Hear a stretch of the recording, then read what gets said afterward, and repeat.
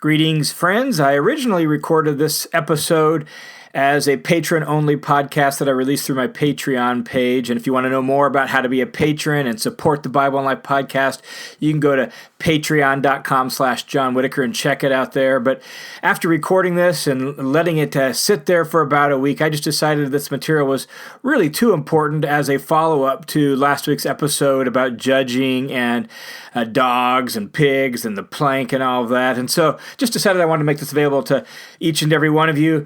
There's some material on here just really giving more illustrations as to what that superiority complex and Plankeye actually looks like, as well as some spiritual practices for removing planks from our eyes. So sit back, relax, and enjoy this episode of The Bible and Life. Hey patrons, hope you are doing well. I want to say thank you so much for your generous, gracious support of the Bible and Life podcast and of my Bible teaching ministry. One of the things that is just so surprising to me is how with podcasts and things on the internet, it just can span the globe, and there are listeners to the Bible and Life podcast all over the world, in Uganda, in Thailand, in Australia, in New Zealand. We've had a listener in Lithuania and Canada, United States, Great Britain, just all around the globe. And that's really made possible because people like you are helping support this work and this ministry that I really believe the Lord has called me to. So thank you for being so generous. Thank you for your help. In fact, beyond the podcast, I just saw a video yesterday that was posted to my timeline by a missionary from the Philippines of one of my online courses being used in a church down there in the Philippines. And that is just so encouraging and so exciting to know that God is finding a way to use these resources to help strengthen His people and strengthen His church in various parts of the world, not only here in the United States. So to you who are supporting this work and this ministry as patrons of the Bible and Life podcast, thank you very much. And in this particular patron-only podcast, what I want to do is I just want to follow up from the podcast I released yesterday on the main Bible and Life podcast about Matthew chapter 7 and blaming and judging and the plank in the eye that we looked at there. So if you haven't listened to the original podcast, you might want to listen to that first, because I'm only going to recap that briefly, and then I want to follow up with some things from that. So you might check that out real quick first. But now let me just recap where we're at. Matthew 7, 1 through 6 is the passage where Jesus says, "Do not judge, lest you be judged. For in the measure that you use, it will be measured out to you," right? And then he goes on and uses the imagery for this of seeing the speck in a brother's eye, but not being able to see the plank in your own eye. And calls us hypocrites when we do that. You hypocrites, first take the plank out of your own eye, then you'll be able to see more clearly and accurately how to take the speck out of your brother or your sister's eye. And then he ends that by really restating, in my understanding, what he said in verses 1 and 2 in dramatic, picturesque language. He restates it by saying, how can you call people dogs and pigs and try to push your good things on them? If you do that, you're essentially, as we said in the podcast, judging and blaming. You're labeling, you're deeming, judging these people as dogs and pigs, and then you're trying to force your good things on them. And he says, won't they reject those good things and then turn and tear you to pieces? They're going to judge you. They're going to attack you because you have labeled and judged them. And that's really what he said in verses 1 and 2 as well. So we looked at that text, and we really enunciated that judging, when it says do not judge there, particularly when you look at it in the whole context, really has to do with blaming and condemning and fault finding. And it's a problem that we humans have. We can slip in and out of this kind of posture of critique and fault finding, what I call the superiority complex. We can kind of slip in and out of that in relationship to various people. Even throughout the course of the day, we can wake up in the morning and not have that attitude or that posture towards somebody. Something could happen, and then all of a sudden, before you know it, we're immediately in that posture. Kind of classic example of that is what happens when as a husband or a wife, you have a new baby at home, and that baby starts to cry in the middle of the night. And when you went to bed, everyone was happy with each other, right? Husband and wife were in love with each other. There was no hard feelings. But now it's 2 a.m, and the baby is crying. and no one wants to get up and take care of the baby because everyone's exhausted. And so the husband's laying there pretending like he's fast asleep. He even breathes a little harder and a little deeper. And as he does that, now the baby's crying louder, and the wife's not getting up, and she's laying over there thinking, why in the world won't that jerk of a husband get up and help take care of the baby? And he's pretending like he's sleeping, and he's laying there actually thinking, why in the world won't my wife just get up? She's the only one who can feed the baby anyhow, and she needs to just take care of it. It's her job, and doesn't she know I got to get up at 5 a.m. to get ready for work? And in that moment, the crying of the baby, because no one would do what they knew they should do, the crying of the baby causes husband and wife all of a sudden to adopt a plank in their eye towards each other. They didn't plan on that. When they went to bed, it wasn't that way. They just slipped into it in that moment because of what happened in those circumstances. Same thing happens when we drive the car, right? We're driving down the road. We're in a good mood. Everything's happy. Oh, there's a little more traffic out than we thought. We start to get a little frustrated. Driver cuts us off, and boom, we slip right into sort of having a plank in the eye, and we start thinking that person is such a jerk, and before you know it, we're driving more aggressively, we're more frustrated, and we arrive at our destination, and our adrenaline's running, and what happened, right? So we can slip in and out of this problem so easily and so quickly, this blaming, condemning, fault-finding, superiority complex sort of posture towards people. It's a problem that decays marriages. It's a problem that fractures families, that ruptures friendships. It's a problem that can actually hinder sports teams or clubs. It's a problem that can actually undermine the health and well-being of churches. It's a human problem, and Jesus very insightfully diagnoses and addresses it there in Matthew chapter 7. And here's the thing about it is it's not just behaviors. It certainly evokes behaviors and includes behaviors, but it's as much a posture towards a person as it is a specific behavior or a set of behaviors, right? And so your behavior, in other words, could actually be technically fine, and yet you still have this posture towards somebody else, and it colors the interaction, and the other person can sense it, right? Or when it's been done to you, a person's behavior can technically be right or fine, and yet you know there's sort of a superiority complex, a plank issue there. You can sense it, you can feel it, which is why changing behaviors in and of itself doesn't always work, because you can simply do different behaviors and still have a plank in your eye. You can even do kind of right behaviors with a plank in your eye, and that Plankeye spirit can taint those right behaviors, and a person can just sense that something's off, something's not right. And then what happens is we try to actually force the good things on them. That's what Jesus says. You're trying to give them your sacred things, or you're trying to force your pearls to pigs, right? You try to give them the good things that you know they need because you actually know what's best for them, because you can see it. And so you try to force or thrust your good things, your wise advice, your counsel, all the things you know they need. You try to force it on them, and they reject it, and they actually get angry with us, and we can't figure out why, because it's like, well, hey, we know what's best, and we were just trying to help, right?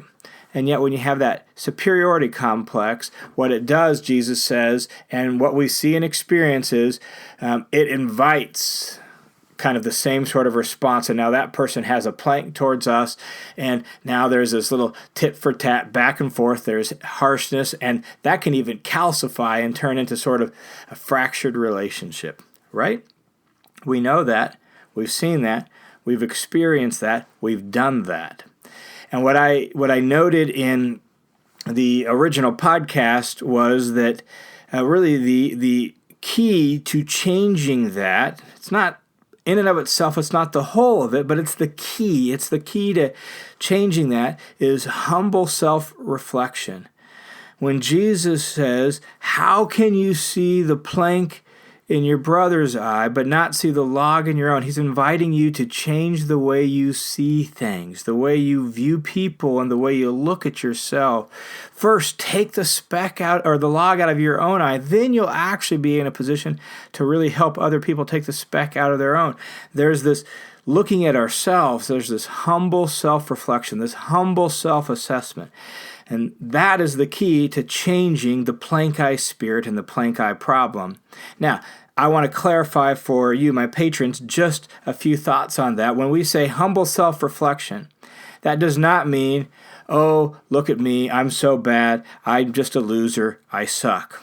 Or, man, I'm just always wrong, aren't I, right? Or, I just got to think of myself as always the one who's at fault, and I just got to kind of bear my cross because that's just my problem, right? No, that's not what we mean by humble self-reflection, all right? Humble self-reflection means honest self-assessment, a realistic view of yourself, the recognition that there's the possibility that maybe you could be wrong. There's the possibility that maybe the other person has some insights that you don't have, right? And so honest self-assessment, which includes questioning your own virtue, questioning your own rightness, and it includes seeing others as people with needs and feelings and hurts and hopes that are just as real and legitimate as your own. Those two parts. So when I say humble self-reflection, what I mean is honest self-assessment, which includes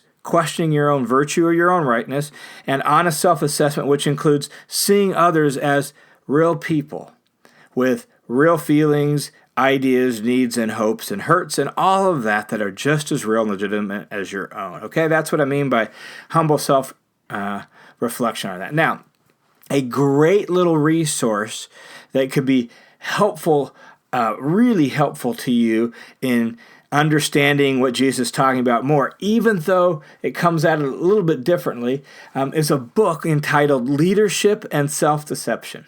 Leadership and Self-Deception. Sounds like a leadership book, and in certain ways it is, but it really deals with this very issue that Jesus diagnoses here, and does so in the form of a story. So it's really easy to read, and the imagery they use the imagery of a box. Being in the box or out of the box is roughly parallel to what Jesus means by having a plank in your eye or not having a plank in your eye. So two different bits of imagery for the same human experience, okay? And this little book tells the story that helps us understand what it's like when we have a plank in our eye, or in their imagery, when you're in the box. And they talk about how it often begins with an act of self-betrayal, like in the case of that couple in bed at 2 a.m. with the baby crying. And that self-betrayal is the husband knows he should just get up and help his wife who's exhausted. He feels that. He thinks that initially. He kind of has that initial thought, but he's so tired and he's got to get up in the morning himself that he pretends to be asleep. If he had just gotten up, taken care of the baby, and done so with a good and loving heart towards his wife, there's no issue. If he realizes, man, my wife has worked so hard and she takes care of the baby all day, I'll just help, right? But that this plank in the eye, in the language of self-deception, begins when we betray what we know is right by another person who has real needs, real hopes, real desires, just as legitimate as our own, and we betray that desire to do what is right by them, to do what is good for them, and to see them as a person. We betray that desire, and we do something wrong. And then that leads to all sorts of other stuff that this book, Leadership and Self-Deception, kind of points out in the form of this story, and helps us understand what Jesus is talking about, I think, in a very insightful sort of way. So that's a great little resource. It talks about self-justification. Once we adopt a plank in our eye, or in their imagery, we're in the box. Then we need the other person to be a jerk or to be as bad as we think they are to justify what we know is our bad behavior towards them or our negative feelings towards them. And so we have to justify ourselves, which means they have to actually be a jerk or a bad person. So then we concoct that and we blow that out of proportion in our mind. All this sort of stuff that we pretty much all of us have done or experienced in some sort of way. So I recommend that little resource to you as a helpful little tool to diagnose this more and to understand it more fully in yourself, in systems and in organizations, in families and in people. Leadership and self-deception. Now, what I want to do in the remaining few minutes we have together is I just want to offer then some practices that foster this humble self-reflection and thus help remove the plank. all right? This humble self-assessment that sees ourselves more accurately, sees others more accurately, and helps us remove the plank, or in the language of leadership and self-deception even, that helps us get out of the box, all right? So humble self-reflection, what are some practices that will help us remove the plank and maybe even keep the plank out of our eye, or be aware of a plank when we start to adopt it, all right? And I would just start with the very obvious and very simple one. It's this. Pray for God to help you see that judging is a vision problem. Labeling, blaming, name-calling, fault-finding, condemning, and a superiority complex is a vision problem, right? How can we possibly see the speck in someone else's eye and not even be aware of the plank in our own? And thus it's a vision problem. We need to see so we can see the plank in our own eye, that superiority complex, that critical fault-finding spirit, and remove that so that we see ourselves and we see others straightforwardly and more accurately. And so pray for God to help you see. Pray for God to help you see. God, would you open my eyes to the ways I have a plank in my eye? Would you open my eyes to the people in my life that maybe I'm being resistant towards, I'm having a little bit of a hard attitude towards, that I have kind of this guarded, tense wall towards, that I kind of look down on a little bit, or I think they got a problem, or I feel like they're an idiot or a jerk. God, would you just help me to see and be honest about that with myself and with you, God, and with others.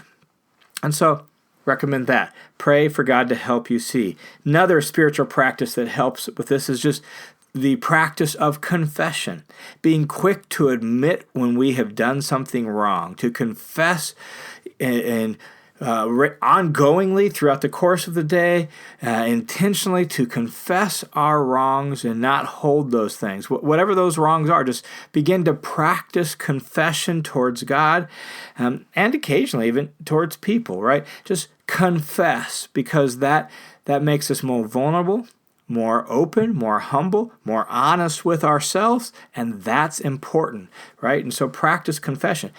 If you want to really get deep with confession, one little spiritual practice I've recommended in the past is and this is dangerous, so you got to hear this right and you got to do this right, all right? But you could write out an autobiography of sin.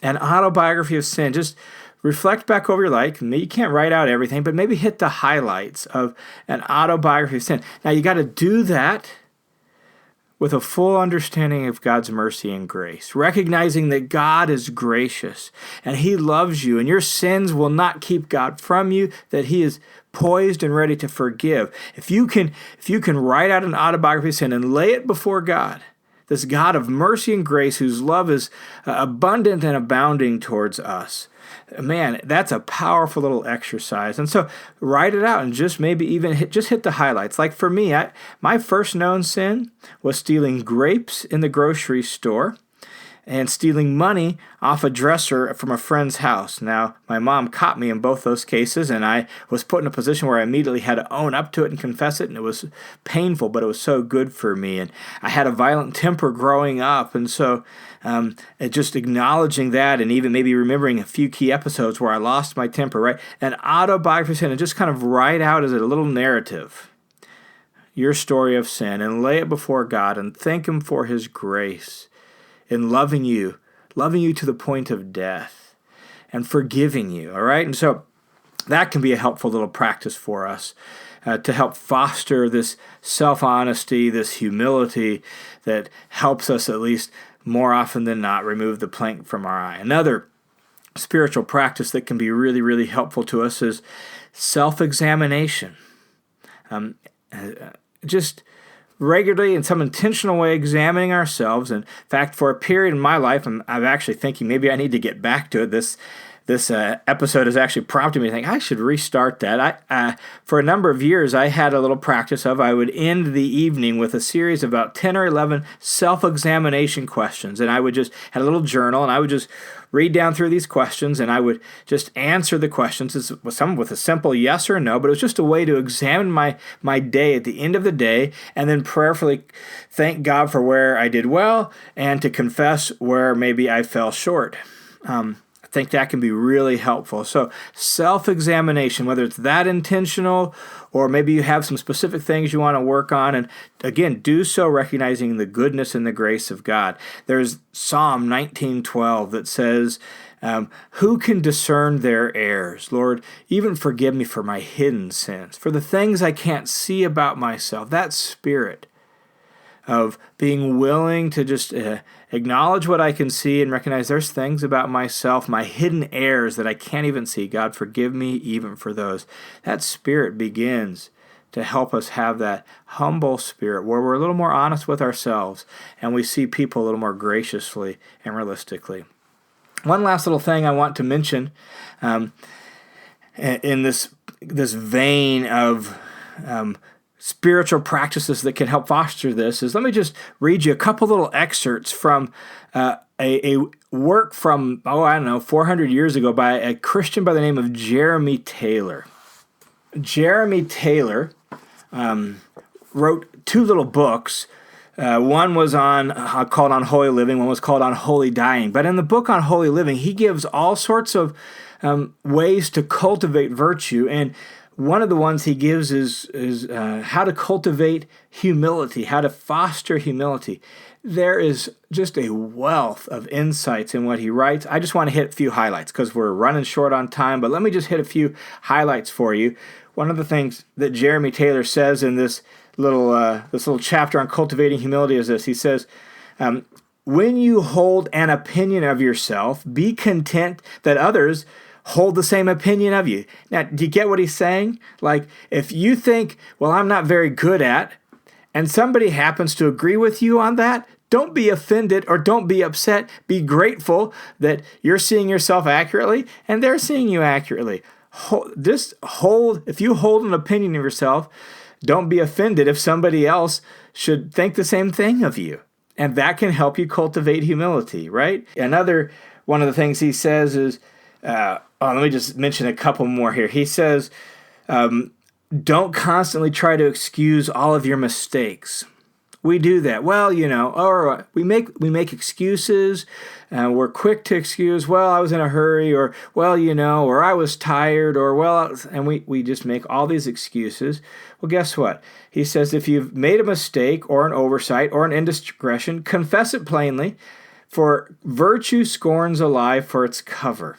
If you are not guilty, unless it be scandalous, don't feel the need to be overly concerned about changing everyone's opinion about the matter. If it's scandalous, it hinders the gospel, it's going to ruin your reputation, okay, that's one thing. But sometimes people just have a wrong opinion of you.